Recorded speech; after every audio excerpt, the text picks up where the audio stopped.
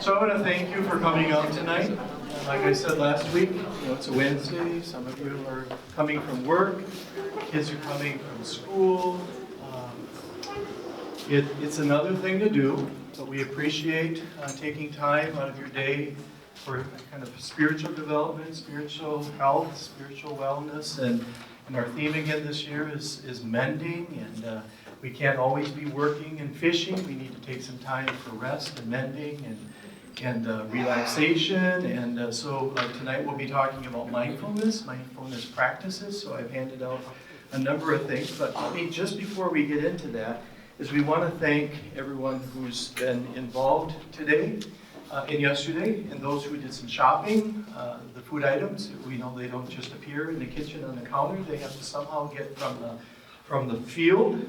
So thank you, farmers and people who are involved in food.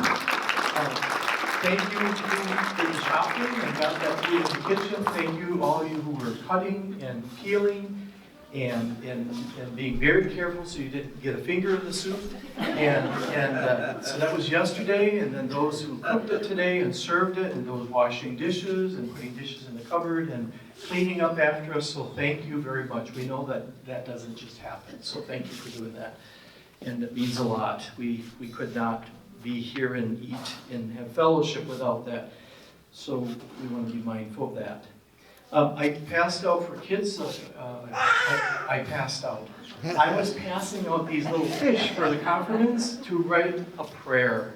Person, place, or thing. Like I put Ukraine, I put daughter, and another one. But you guys, there's teachers and peace and Heather, a person who I'm including in my prayer. So for confirmants, and anyone really, I have many of these fish. So if you want to put a prayer, we're going to get them caught in the net, right? So the net.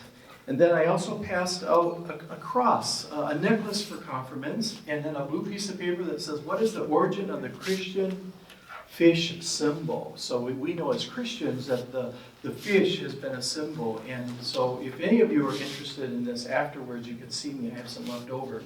So I passed that out.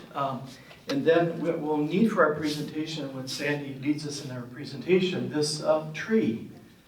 This tree that she's going to work from. So I had like 60 copies made today. I have a few left. I was giving one per household. So when I am all finished, if you want one and you didn't get one, maybe somehow get my attention, I'll bring it over. I also want to share with you the Grief Share, which is a support group. It's our second round, our second support group. The first one was really for members here, just as see how it goes, kind of a practice thing.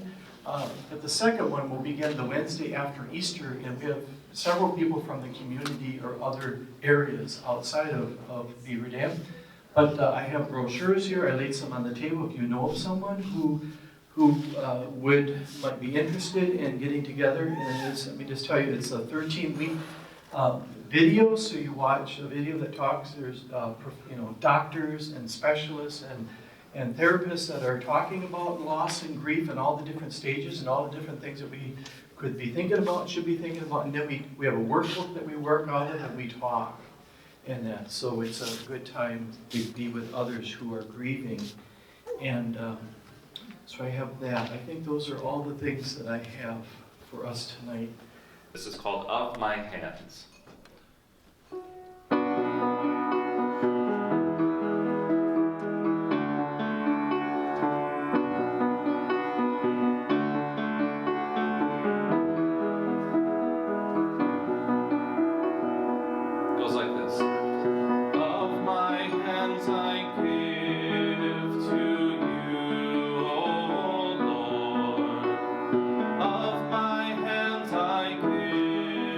To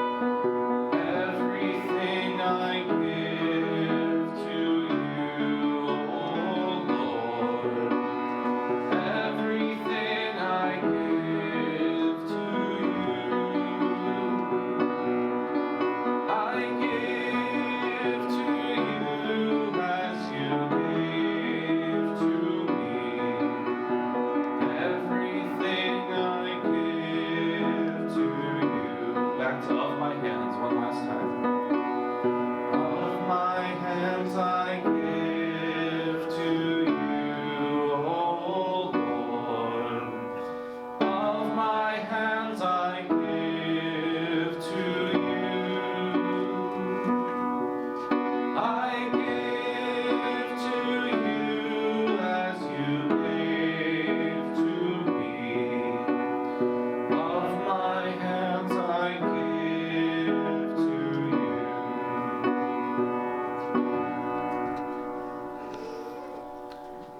When loved ones experience pain and suffering, when depression and loneliness returns again and again, remind us that your love is with us. When broken relationships seem unmendable, remind us that your love is with us. When our faith strengthens and gives us courage, remind us that your love is with us. When doubts arise and confusion fills our minds, remind us that your love is with us. When we stumble and stray from the path of goodness, remind us that your love is with us. When death separates us from those we love dearly, remind us that your love is with us. When the peace of Christ calms our anxiety and softens our sadness, remind us that your love is with us. When we realize that our loving presence can make a difference, remind us that your love is with us. When the joy of Easter permeates our hearts, remind us that your love is with us. Let us pray together. Almighty and ever-living God, you invite us to deep into your world, your people, your Lent. May this time be one of an inward focus on you and an outward focus seeking those we often ignore. Help us in mending our brokenness and give us hearts hungry to serve you and those who need what you have to give. Amen. I welcome you this evening, Sandy Sobel, as she leads a mindfulness practices. Sandy? Thank you, Pastor Jim. I really am pleased to be here and to be invited to be part of your Lenten journey, especially on this beautiful topic of mending, right, and tending for our bodies, our minds, and our spirits. It's one that I'm actually quite passionate about, so I love that you guys have this as your focus for this Lenten season. I have some training in some practices called Qigong and Tai Chi, which are beautiful moving meditation practices, also in mindful meditation. And so tonight I'd like to just invite you to be willing to share in a few of those with me, just some brief experiences. We'll do some short breath work, we'll do a little meditation, a guided meditation, and we'll also do just a little bit of movement, because you'll have been seated for quite a while by then. So we'll do a little bit of movement. How many of you have ever done a mind-body-spirit practice like yoga, Tai Chi, Qigong, Feldenkrais, those kinds of things? Yeah, quite a few of you. Beautiful. And how many of you have tried or participated in some kind of a meditation or a centering prayer group or something along those lines? Yeah, a few of you. A few less, but a few still. Okay, great. And for those of you that are doing any of those things on a regular basis, I would love to hear just a little bit about why you do it. Like, what is the benefit that you receive from doing a mind-body-spirit practice? So anybody willing to share why you're doing it? We had quite a few hands saying you've done yoga and Tai Chi and those kinds of things. Yes. Relaxation. What's that? Relaxation. For relaxation. Okay, thank you. Yes.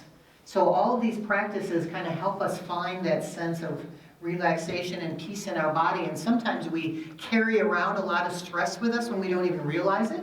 And our bodies kind of go into this automatic stress responses because we're busy and things are happening. So these kinds of practices help us be very conscious about kind of letting go of some of that stress, and our bodies get into a healthier state, a relaxation state. Why else? What are other reasons? Exercise, okay. And the support of those who do it with you. Yes, okay. She said exercise and the support of those who do it with you. So kind of that group camaraderie, getting to move your body, getting your body to do some healthy things and get stronger and maybe more flexible, those kinds of things. Good. What else? Yes, Pastor. Just to reach a sense of balance within. If you can imagine like the wellspring of water within yourself to kind of get there and find a sense of balance. Finding a sense of balance, that wellspring within us. Thank you. Yeah, so all of these practices, there are, and I'll explain as we go a few, some of the research that's going on related to just simple breath practices, as well as some of these other yogas and tai chis and so on. We will talk about the physiological benefits, but then there's this deeper kind of spiritual benefit as well that you're alluding to here, and I think that's part of the reason that they're just so beautiful to add them in. And so again, in front of you is this tree of contemplative practices. We're not going to spend a lot of time on it tonight other than to mention that these are some different ways that you can add contemplative practices into your life and into your routine. So I'll encourage you just to kind of look at it, and if we had a little more time, we could do some things with, maybe you want to do this on your own, circling the ones you already do, or putting a star by the ones you'd like to try, and maybe as a group in some other forum, you'll have a chance to look at those even in more detail. But right now, I'd like us to, I want to just mention a few of the physiological or physical benefits from doing some mindful and mind-body practices. They have been shown to improve so many of our key health diseases and conditions that many of us have either suffering from ourselves or know of someone, right? So high blood pressure, cardiovascular disease, heart attacks, autoimmune disease, issues with the lungs, even some cancers are positively affected by these, and all, I could go on, but the list is quite long. And then again, also our emotional health, right? So again, the anxiety, depression, these kind of practices really can help us get a handle on what our mind chatter is all about and help us get to a healthier place mentally and emotionally, as well as then cultivating that deeper connection with God and with others. So I'd like us tonight to begin with the breath. The Bible tells us in Job, the breath of God made me. The breath of the Almighty gives me life. And if you think about it, our very first act when we were born was to take a breath. And likewise, our last act, right, before we pass on to be with Jesus is to take that final breath. And for those of you that have had the honor, really I consider it a true honor to have witnessed that last breath or the first breath, either way, right? We know how sacred the breath can be, and every breath in between can be a sacred moment for us. So breath practices really help us to key into this sense that God is with us. We don't have to think about our breath all day long. We have these amazing bodies that have all these functions that happen for us, and we don't even have to think about it. But if we take the time to be mindful and just think about the breath a few times during the day, we can do some beautiful things for our minds, bodies, and our spirits. So I'd like to teach you just two very, very simple, I know you just got done eating, so these will be very simple, breath techniques that you can take with you and try. I like to do these before bed. You can do them anytime throughout the day when you just feel like maybe you're getting a little anxious or you just think, oh, this would be a good time to take a few breaths. The first one is called a conscious breath. Very simple. I'm going to ask you to do it with me right now. It's simply taking a long, slow inhalation and then a long, slow exhalation. And doing it in a conscious way. It's called conscious breath, a mindful breath. So just continue to do that for me for a few times. Nice, long, slow inhalation and exhalation. And while you're doing that, I want to just mention to you as you continue this conscious breath, some of the additional benefits of doing some slow, deep breathing. The pace of our breath has been discovered to have powerful effect on our vagal system. This is that parasympathetic part of our autoimmune system, the part that helps us get out of our fight and flight response, right? So it's been found that if we can decrease the number of breaths per minute from our usual 16 to 22, if we can decrease it to under 10 breaths per minute, you can have an incredible effect on your blood pressure. So for any of you that have blood pressure issues, this is one of those things you can do for yourself. The other thing is the release of hormones that happens just by slowing the breath. Endorphins, okay, which are helpful with our pain relief. Oxytocin, which provides a sense of security for us, and also our serotonin is all released as we start to slow our body down and get into this more relaxed state. And then if any of you are noticing now, are you taking a belly breath? Right? So see if you can take a belly breath. And when we say belly breath, most of you have had a little bit of anatomy probably already. Some of us, it was a long time ago. The breath doesn't really go into the belly, right? The breath is up here in the lungs. But what happens is our diaphragm pushes down. Just like if I had a balloon here and I push down on the balloon, my organs, my lower organs, are going to kind of expand, and that makes the belly go out. So just see if you can, right now, you can even place your hand there if you like, see if you can use the belly breath, because there's some real benefits to that. It helps to circulate your lymph, and the lymph is what helps to remove toxins from the body. So the more you can take those deep belly breaths, the more you can release that lymph.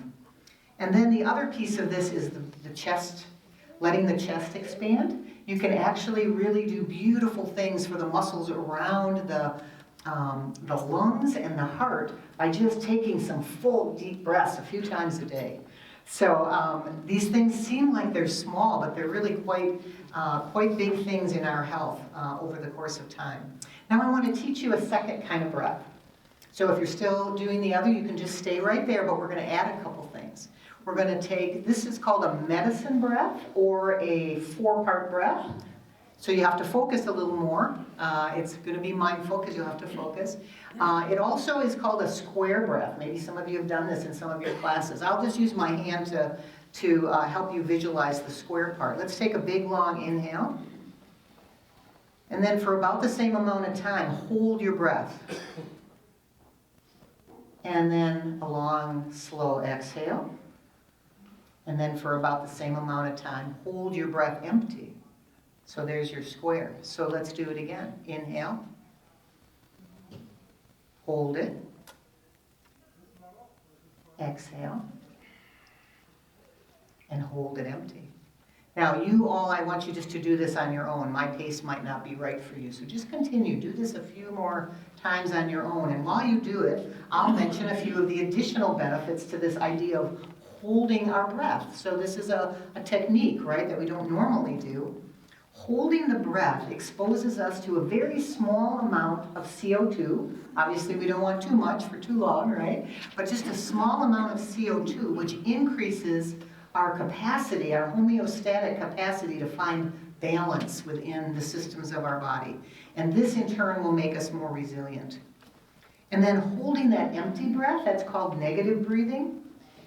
So even if you do this with only holding the full breath and just can't do the negative, that's okay. But if you can do the negative part too, it exposes you to even higher and more doses of the CO2 and also something called nitric oxide,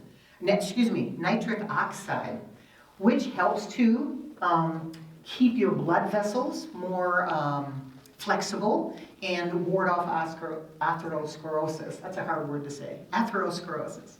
And so breathing through the nose and doing these holds at the top and the bottom of your breath can help with all of those things.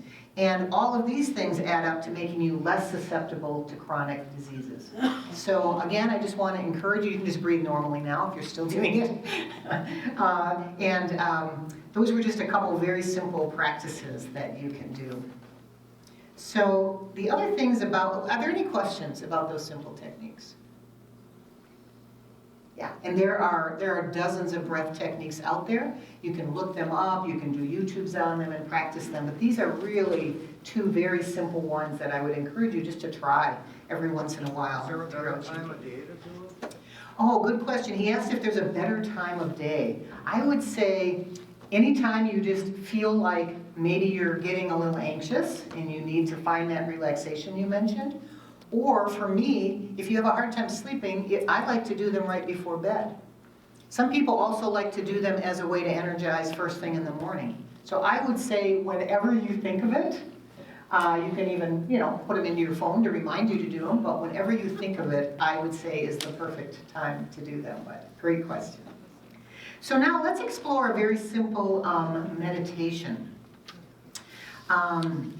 I'm going to assume that some of you maybe have never done a meditation and some of you have. So this is going to be very brief. Don't worry. It won't be anything that you'll have to endure for too long if you're not a meditation kind of person.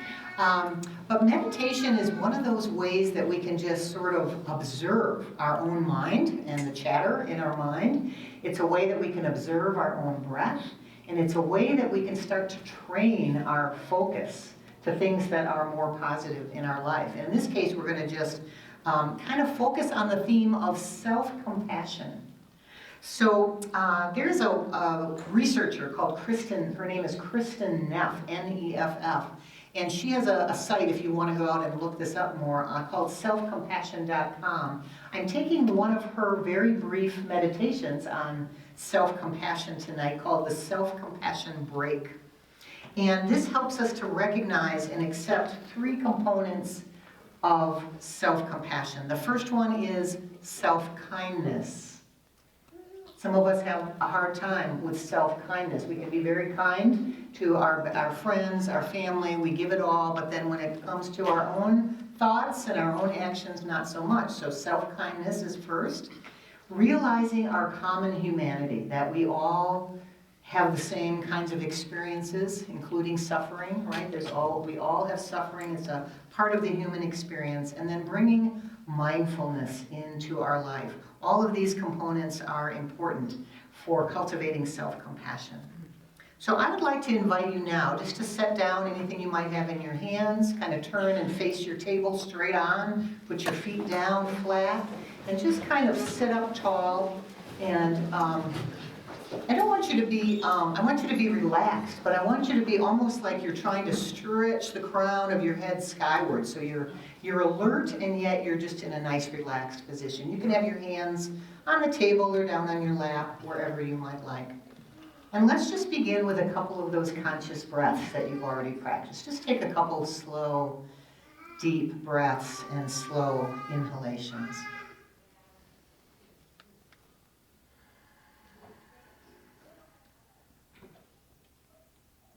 And just notice, kind of observe your own breath. And perhaps even just bring a slight smile to the edges of your mouth. Bringing a smile to our face is one of those ways we can increase our serotonin and endorphins into the bloodstream. It elicits a little sense of calm as we begin.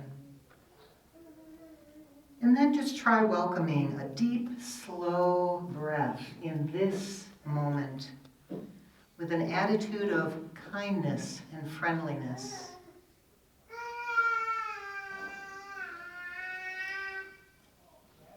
And then, if you would, as you're breathing, just notice that very small pause at the end of your exhalation before you begin the next breath.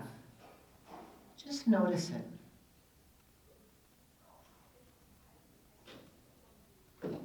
I love this pause because for me it's like God created this moment in our breath, in every breath that we take. He's created this pause. It's like God reminding us to take a break in our day, to take a pause, and that it's okay, and that it's actually a part of what is a vital, healthy life. So now I'm just going to read this self-compassion break meditation to you. You can just close your eyes or have them turned down towards the table. And what we need to do as we start this is actually to call up in your mind a little bit of suffering. And what I'm thinking of is a situation in your life that might be a little difficult for you. Maybe where you're feeling a little stress or have a relationship problem, maybe something you're worried about. Not something that's very overwhelmingly difficult, but just something that's a little difficult. And get in touch with that situation, with what happened or that you're worried might happen, with who's involved. Just bring it all into your mind's eye. And then I'm going to just share with you a few phrases that are designed to help us remember those three components of self-compassion. The first is, this is a moment of suffering. Bringing mindful awareness to the fact that suffering is present in all of our lives. It's part of the human condition. So just find some language to speak to yourself. Like, this is really hard for me, or I'm really struggling with this. It's a way for us to actually turn toward our hardship and acknowledge it rather than resist it. This is a moment of suffering.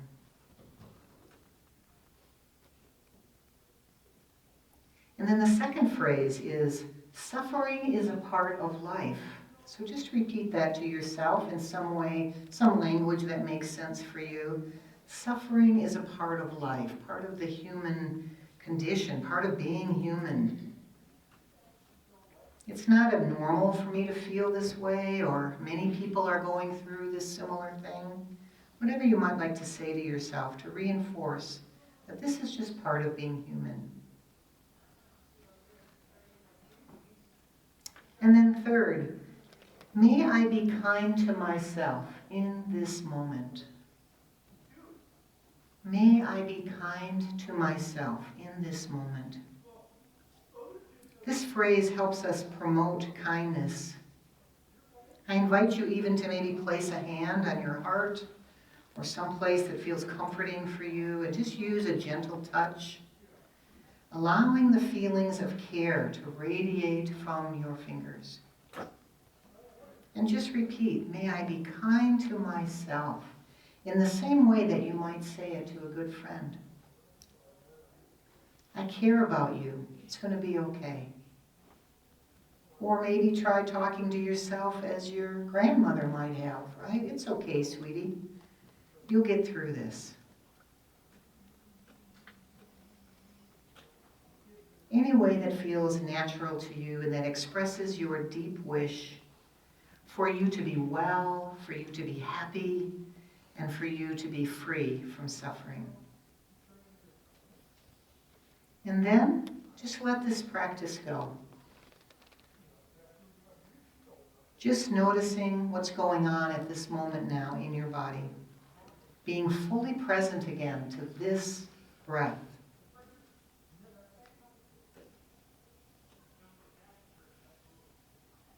And then slowly begin to expand your awareness to the noises around you, the people around you. Take maybe a little more energizing breath now as you open your eyes, wiggle your toes and fingers and shoulders, and just kind of wiggle it all out a little bit. There we go. So that was just an example of a very short kind of meditation. There's lots of resources out that you can try, but it's also beautiful to do this with a group.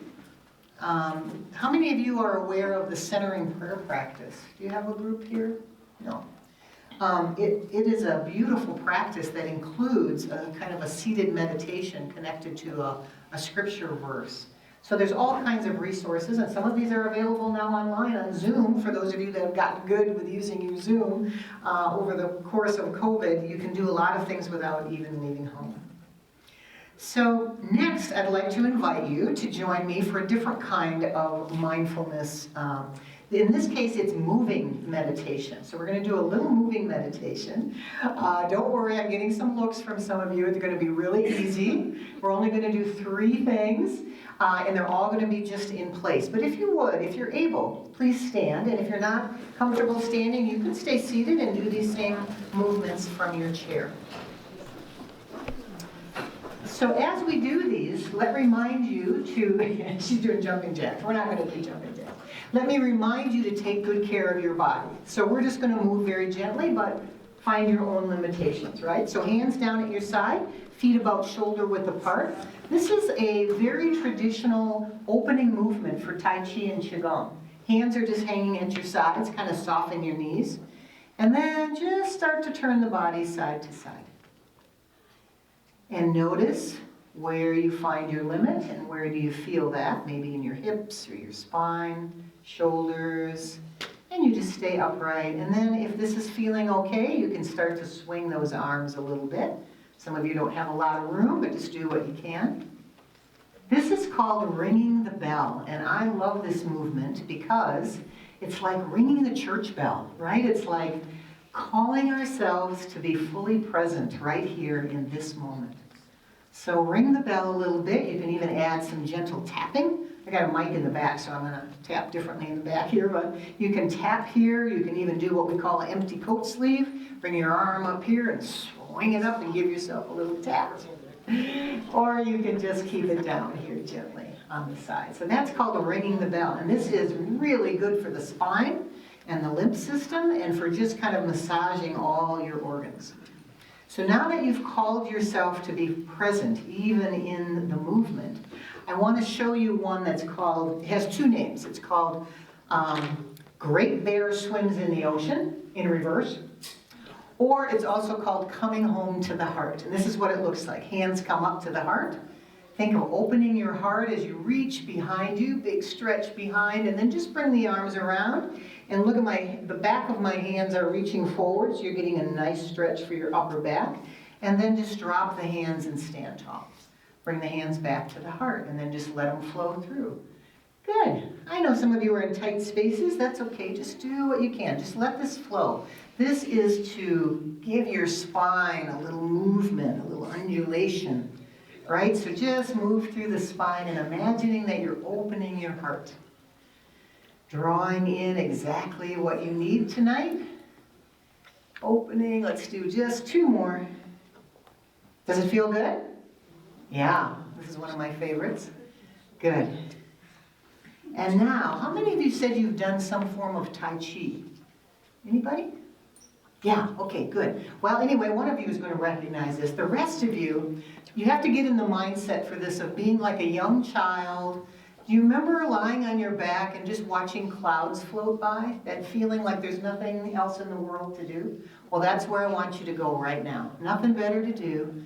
And what we're going to do is bring one hand up. Let's bring your right hand up across the body. And then look at the palm of your hand and just follow it across. Yeah, now when you get as far as it's comfortable, take your other hand and let that rise and the other falls.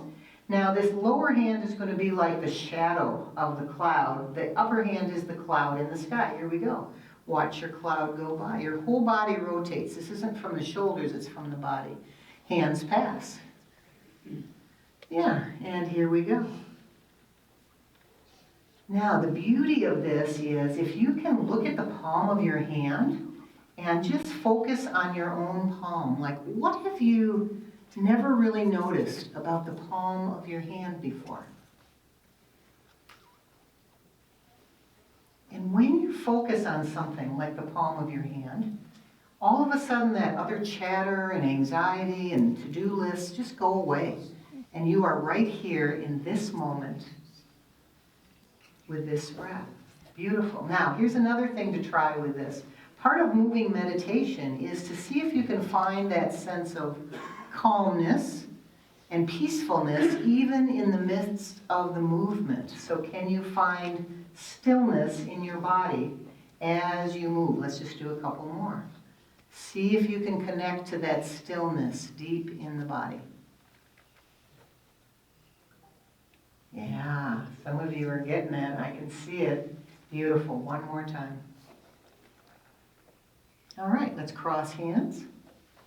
Bring them down. Now, stay standing just for a minute. I want to do one more thing, and this is related to a loving kindness meditation. And loving, if you've ever done them before, loving kindness meditations help us to spread loving kindness, first to those closest to us, and then further out, even to those who it's hard to imagine we want to spread loving kindness to, and also then to ourselves as well, right? So we're going to just do a loving kindness meditation with a very simple movement to it. So let's begin by just resting your hands on your heart. And just take a breath here and connect with the energy of your heart. And then let the hands fall down, and you're going to reach all the way overhead. Put your thumb and finger together like a diamond shape. Good. Now turn your palms towards the earth, and just like you're drawing down some beautiful light, just draw it down. And then as your arms extend, draw up like you're drawing energy up from the earth, God's beautiful creation. And then send some love right out to each other in this room. Send it out. Hands drop down, and we'll do it again. Up overhead. And thumb and finger together. Gotta see what order I wanted to do this in. Oh yeah, so now think of a specific person that you'd like to send a little loving kindness to. And just bring that person to mind as your hands drop down and gather up. So you're making a connection with heaven and earth, and send them out some beautiful loving kindness. Just send it out.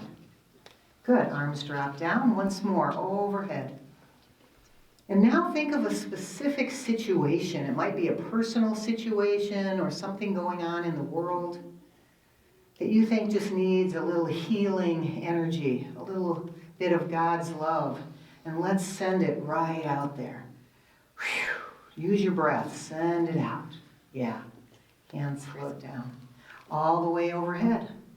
Now, think of someone who it's really hard to send love to right now. A challenging person in your life. See if you can extend your own compassion to send some loving kindness even to that person. Do your very best. Here we go. Send it out. Good. And one last time, all the way up overhead. And think of all of God's creation now, all living beings. And we'll draw that alignment from heaven and earth, and we'll send love out into our world. And this time as the hands float down, just bring them up with the heels of the hands open, right? So you're like in prayer hands, but then open your hands. So this is like a receptive posture. So the final one we're going to do now is you receiving the loving kindness yourself. So you can just close your eyes for a moment and just say these 4 phrases to yourself. May I be filled with loving kindness. May I be well. May I live with peace and ease. And may I be happy. Bringing your hands together in prayer hands, let's just bow to each other. Thank you all for practicing some of these contemplative practices together, some mindful practices. You can have a seat. In closing, I just want to mention a couple quick things. By the way, thank you. Thank you for doing that. If you're not used to those kinds of things, it's a little hard to do them in a large group, so I appreciate that. Again, this tree of contemplation, you can find this online too, but Pastor has a few more copies. Again, it's a way for you just to consider ways that you might want to add some kind of reflective, contemplative practices into your daily routine. Pastor mentioned about labyrinths and how you might want to be doing something with labyrinths in the future. If anybody ever comes into Madison, on the east side, New Life Church in Cottage Grove has this beautiful outdoor labyrinth. And if you ever come to the west side, I used to live east, so I used to go to that one all the time. Now I live west side, and I go to one off of Old Sauk Road. So there are some outdoor ones, and maybe you have some here. but labyrinths are a beautiful way to do a walking meditation. And so I encourage you to think about that. Obviously, there's these other groups that we talked about. I do a weekly Qigong practice. I do some of them in person now, but if any of you ever wanted to try a Qigong class, it's just that very simple movement like we just did, I would invite you just to join me for free some morning on Zoom, if you do Zoom. 9 o'clock on Monday mornings, I do a class, and I would love to have you join me. And on that little card I gave you is this loving kindness phrases that we did tonight. But on the back is my website, and if you want to connect with me, I'll make sure you get connected up with that Zoom link. I'd love to have you join me sometime. So with that, do we have any closing questions or comments just about your own experiences, either tonight or another time when you've done some type of contemplative practices? Anything that came up that you want to sort of share or bring out to the group tonight? No, it's a quiet group. I know, it's a big group. Any questions about anything? You feel free to connect with me if you have some questions and you want to talk through things some more, or if you just want me to send you some more resources on any of these types of things we did. There are some beautiful resources readily available for all these kinds of practices. So anyway, thank you very much for having me. I think we have our closing yet. Though some of you may be familiar, we sang this as part of our worship. I don't know, maybe it was a few Christmases ago already. It's hard to tell. Where did the last 24 months go? I don't know. But this is Live Christ.